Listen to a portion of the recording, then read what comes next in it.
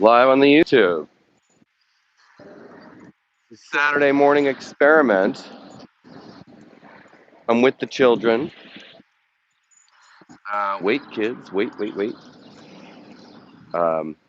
It's chilly, and it feels like today is the last day where it's going to be requiring like hats and scarves and stuff. And also, World Beware. I take the liberty of lowering the mask because there is no one around me. It's all about social distance, and I'm extra distant um, today. It is Saturday. So we had another attack on the police, or I mean on the Capitol.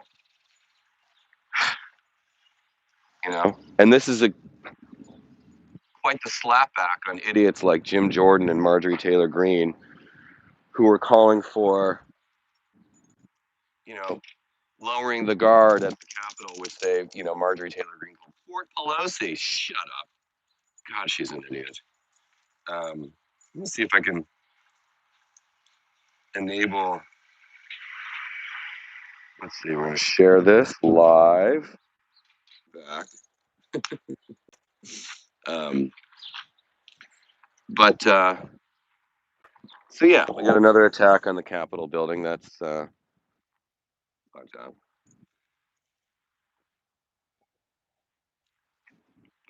what else is happening? There's Lenore. Where's the boy? There he is. There he is. Good morning. Oh, a comment. My first live video comment. Who's that? Can I see? Michael Dunn. Hey there. So yeah, YouTube. This is exciting, huh? I've had a YouTube channel for years and I haven't used it in a long time. So we'll see how it goes, right? Hey, Michael. So I ran into my next door neighbor yesterday. It's a little bit of New York City rent drama.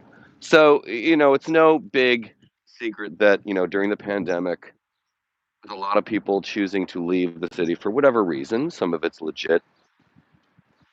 Um, and some of it is just, rich people wanting to leave the city because it's not fun right now and I need to be in but there are other people who left, for financial reasons. It's an expensive city, and if you're not working, it's hard to make rent.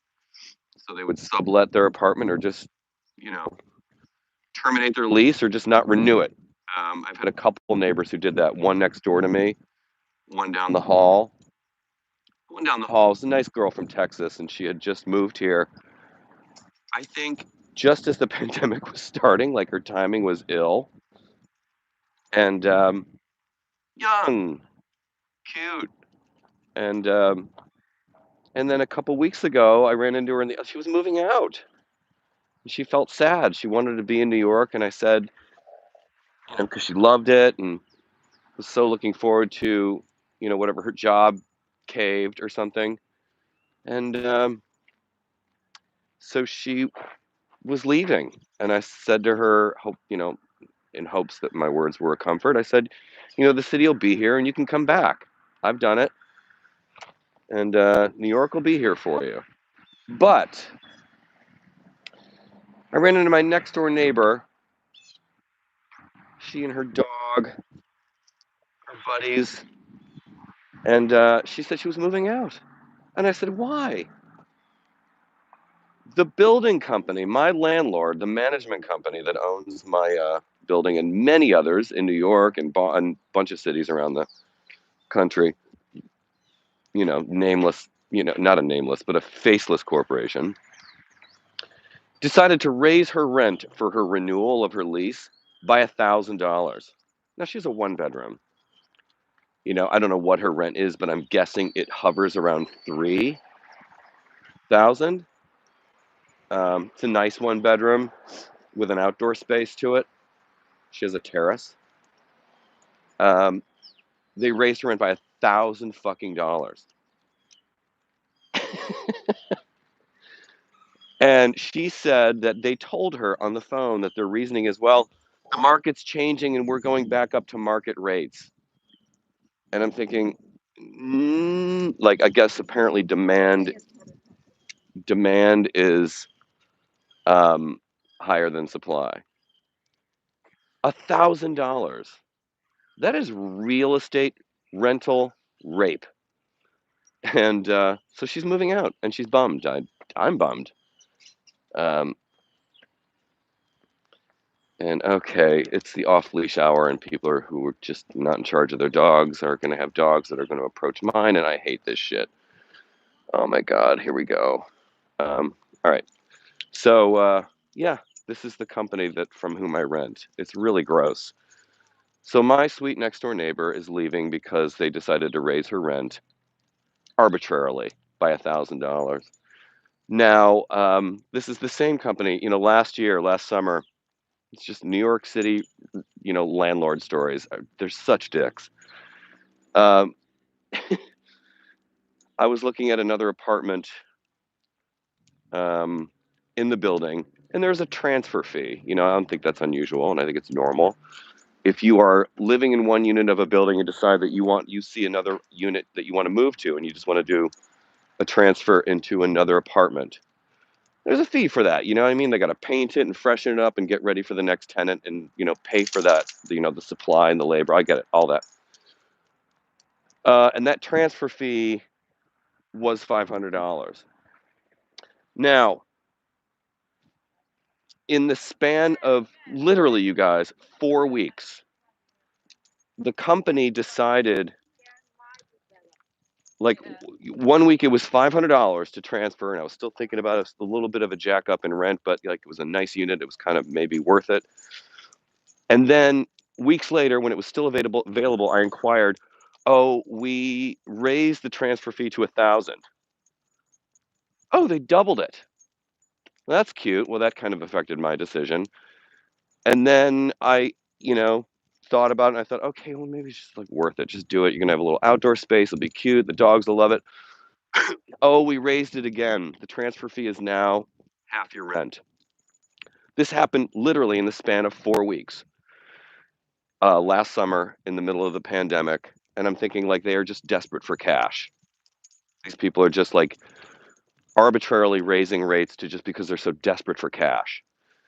Um, and now, as I understand it, the transfer is a full month's rent. So they just keep raising it, and then they're raising my next door neighbor's rent by $1,000. Now, this company that I rent from, they're called Equity Apartments. Oh God,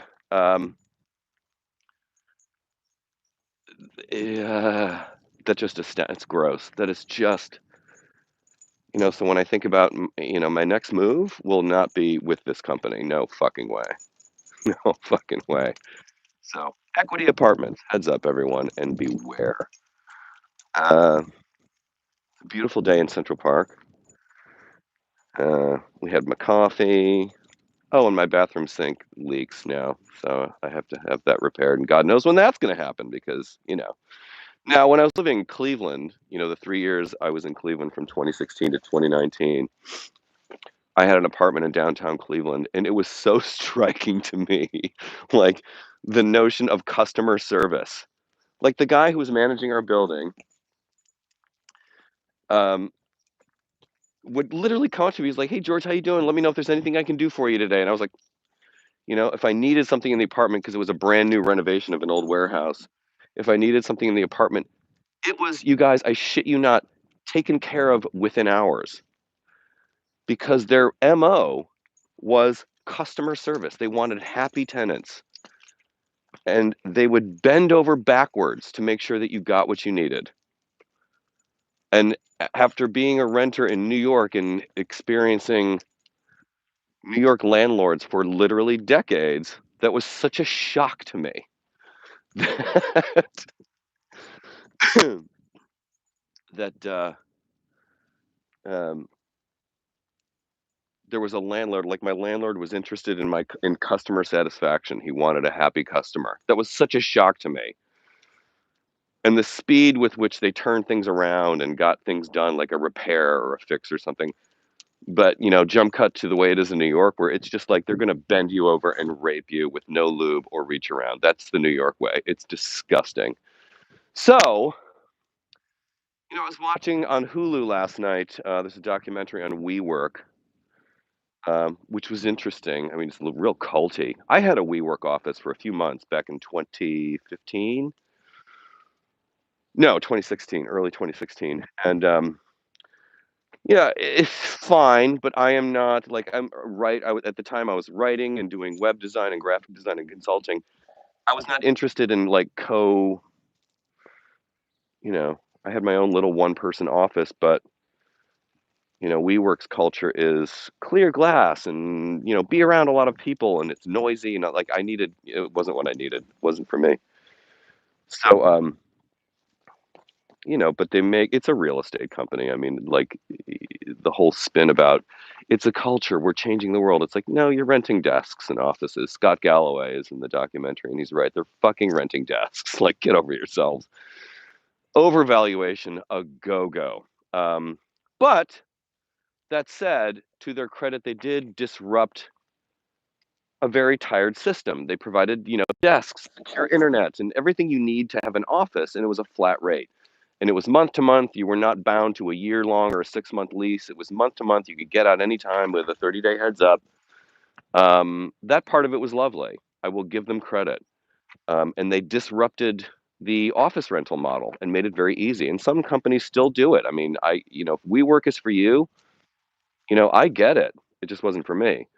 Um, the home real estate, like rentals, like apartment rentals, that is another area that is ripe for disruption. And the company that gets in on that and does this differently and actually takes care of tenants and has apartments for a reasonable rate and does customer service, and it's a quality apartment with quality appliances, and it also has to look good.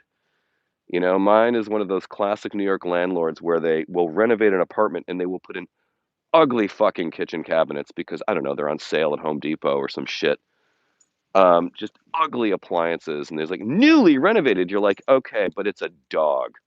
No taste. What's with the country kitchen cabinets? We're in the city. Um, Ugly floors or some shit. Like my bathroom, the tile on the floor is awful.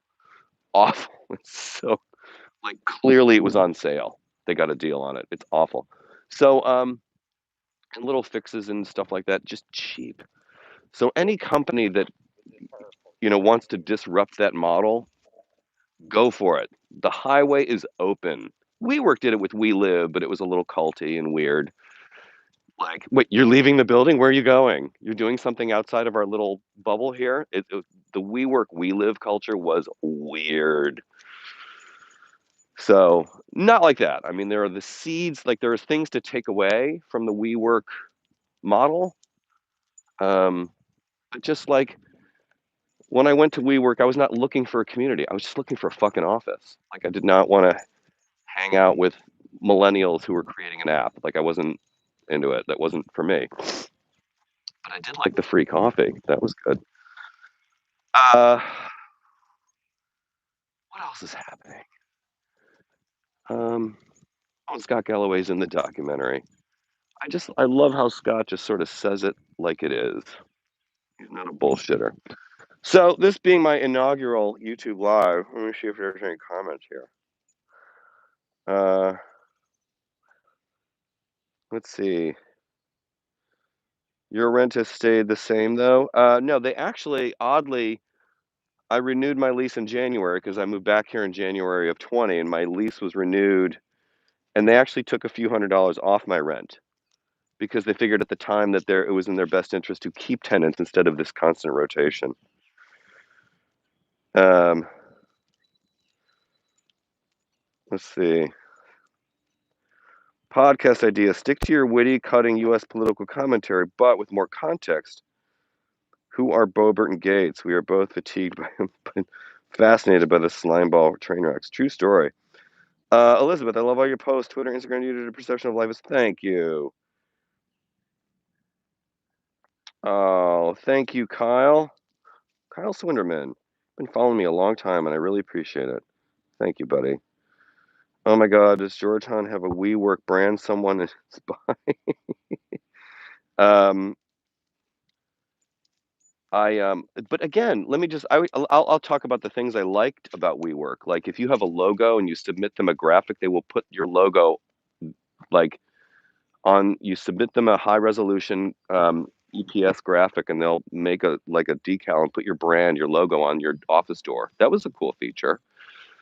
I like, you got your own internet. You could get mail addressed to like, if the address of the WeWork is, let's just say like, 200 West, 38th Street, when somebody sent you mail, it was your company, just like your name and your address, and it got to you. You didn't have to write WeWork on the envelope, like, so it didn't look or feel like, this co-working space, a little generic. It felt a little more official. So that was cool. 24-hour access. I love that. Um, yeah, the only thing I did not like about it, and I thought it was affordable for what I got, like my little office, I think I was paying 700 a month and everything's included. There are no extras. Like your internet's included, pay an electric bill, it's all included. Yeah, it was a flat rate. And I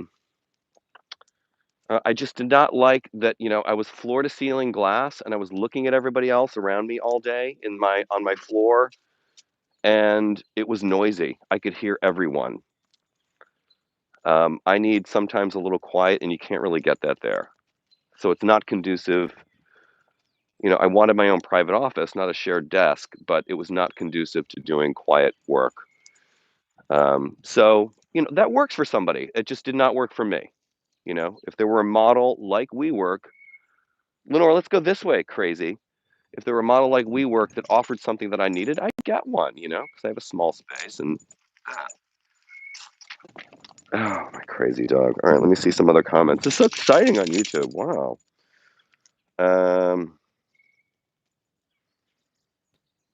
Been thinking about a lot about rent and people who actually love to live here.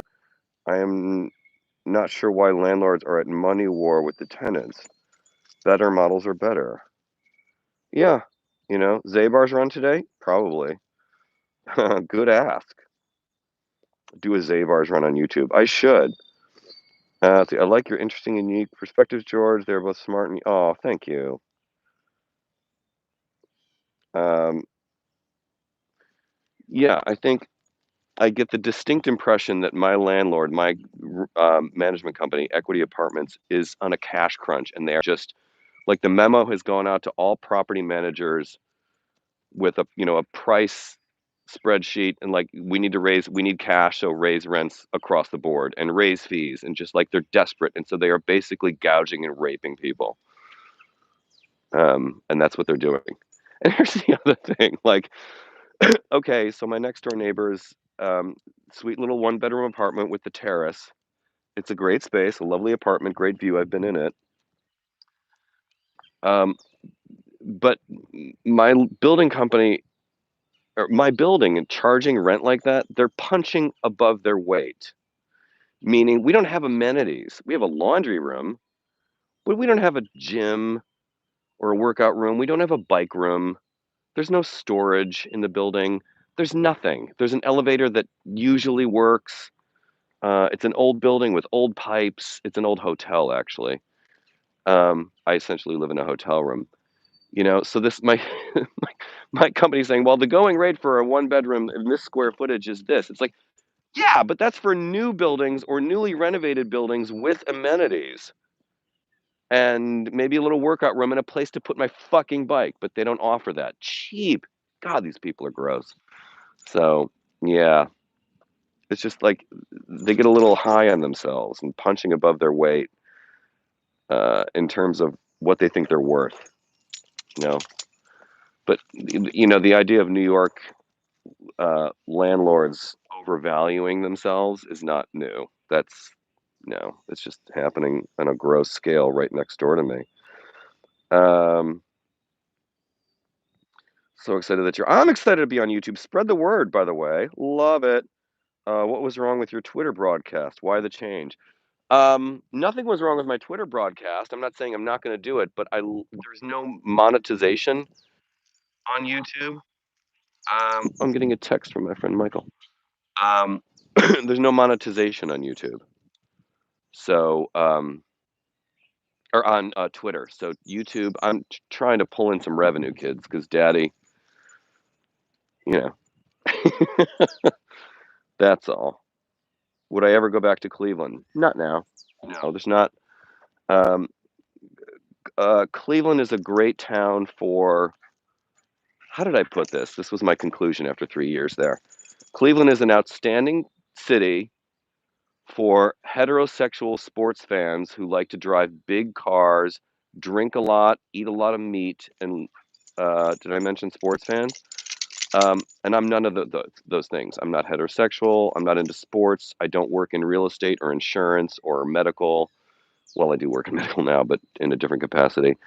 And it's not. I didn't feel like I belonged there. Couldn't really find a tribe. Um, as I said, it's a great town for heterosexual sports fans who love car life and spending time parking and drinking a lot and eating a lot of meat. I mean, there were some people in Cleveland actually who still like looked at me strange when they found out I didn't eat meat, and they were like, "Oh, that's weird." I'm like, "Really? This is weird to you?" But that said, Cleveland does have a very competitive restaurant scene.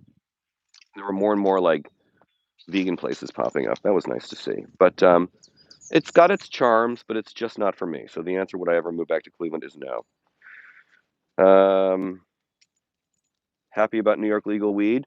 The fact that I don't drink or do drugs anymore, it's been nearly 20 years. I still, though, think weed should be legal. So I am overjoyed that weed is legal here.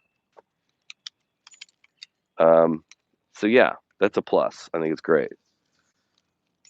You have perfectly defined Ohio. Don't forget political. Oh yeah, I forgot about that. So, so the answer to the question, would I move back to Cleveland? As I said, it is a great city, and Ohio is a great state for heterosexual, sports-loving, meat-eating drinkers who like to drive and base their life around their car and vote very conservatively and love guns. So yeah, there was another reason why. No, um, instant monetization right here. Um, have you seen those nonstop Ohio commercials? Make them. I don't. Um, George Hahn Morning Routine. That's a great name for his YouTube channel. Just the George Hahn YouTube channel. But aside from that, great place to live. Huh.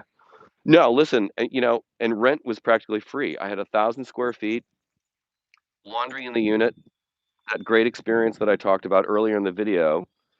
Greg, our building manager, and his sidekick, Samantha, were always so helpful. If you needed anything, God damn it, they showed up for it. There was a courtyard, there was a dog courtyard, there was a barbecue, there was like a common space, an amazing common space where you could do work. It was like a WeWork. In addition to your own apartment, there was a parking garage. This was an old warehouse that was beautifully renovated, and my rent was $1,400.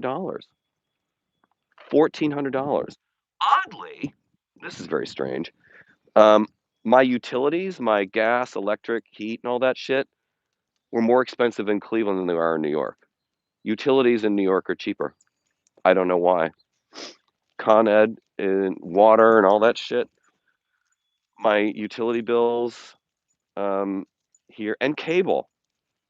My cable bill, like I didn't have cable, I had internet. I haven't had cable for years. All of it, because I could build it. It's added onto my rent bill. It was almost twice in Cleveland what it is in New York. I don't get that. That's weird. But the rent itself, uh, take that same apartment in that same building that I had in Cleveland, put it in New York, like Chelsea or Brooklyn or something, it would be probably at least three times that. So if you doubled it, it'd be 3,000. It'd be probably like 4,500, maybe 5,000 for my build. Oh, and I had a gym. I'm sorry, lest we forget. I had basically everything but a pool. So yeah, yeah, yeah, yeah. Um, wow, I've never been to New York, but I love it. I aim to expose people to my kind of New York, and I want you to love it. So love it. I think I was just talking to a guy on the phone yesterday. We were talking about a little business chat about a possible project, and we were talking about New York, and he talked about his trip to New York. He's in Canada, and he said he loved New York. I said, "Did you ever have the bug to come here? I mean, you kind of got to want to." And I think every young person, I've said this to my nieces and nephews, they didn't have the interest or they would have done it. But like every young person, if you're interested in living in New York, come and do a year. You know what I mean? Get a job. Like, it's hard now, but like when things open up again, like in a restaurant or something like that, whatever you got to do. P.S. I think everyone out of school should work in a restaurant for a year anyway. Um, and live here and see if you like it. Put in a year, and if you love New York, you'll know it right away. Granted, I have my hard times here. Look at this beautiful area. I love Central Park. I'm so lucky to live near it. Um, but if you love it, it's kind of like New York is one of the loves of my life. This is one of the great love affairs of my life. And like a good love affair, like this one I have with New York, I'm not as cynical or curmudgeonly about it as Fran Lebowitz, perhaps, although she's funnier. Um, but like any good love affair, like sometimes New York and I are getting along really well, and it feels like a little renewed honeymoon, like right now. And then other times we're mad at each other and we're not talking. That's what living in New York is like. It's like a relationship. Oh, is someone going to take a dump? I'm not going to videotape that. That's gross. I'm not going to show you that live. That would be indiscreet, and I want to preserve my dog's privacy and be respectful of her functions. Sorry. Um, so yeah. Anyway, kids, that's it for my first. I think I'm going to call it a day. Let's see. I live 10 houses away from a park in my suburban Jersey. Um, Same architect that designed Central Park. It's lovely. It's so great. I love public parks. Yay for public parks. Government can work when tax dollars work. You are 100% right about being a relationship. Any place you live, it's like a relationship. Yeah. Surprise of your dog taking a dump leads me to believe it's Lenore taking. Yes, it is.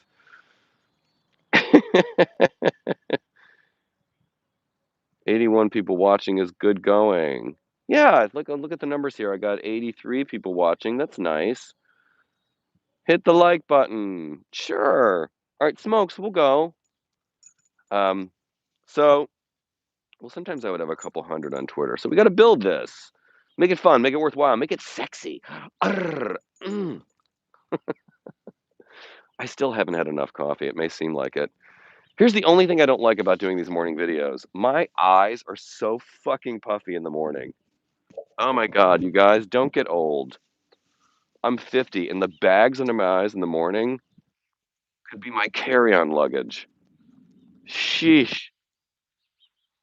Someone's gonna have to educate me about those under eye patches that I see sometimes. Women in TV shows, like characters, have these under eye patches. What are those about? Is that the solution for me? What are they? Do they work? And should I use them? I don't know. Um, let's see. Oh, you're watching Sex in the City. Oh, good for you. Great 4th of July fireworks over near there. Oh, yeah. Is it COVID or is it spring? You will get the following. We all love following. Thank you, guys. Puffy eyes and all. Ugh, 51. Michael Dog. Have the cholesterol bags that I need. Is that what it is?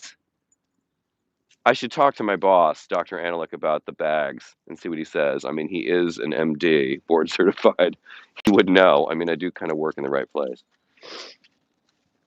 So, anyway, I'm going to let you guys go. Thank you so much for tuning in for my first morning walk live on YouTube. This is so exciting. It's a branding moment. Bully for George. Anyway, I'll speak to you guys later. Thank you guys so much. Um, Oh god, there's more education here. Caused by high cholesterol. Oh, I gotta watch it. All right, I'm gonna go vegan all for the next week. Have a great day. Thanks for the walk. I'll see you guys later. Bye.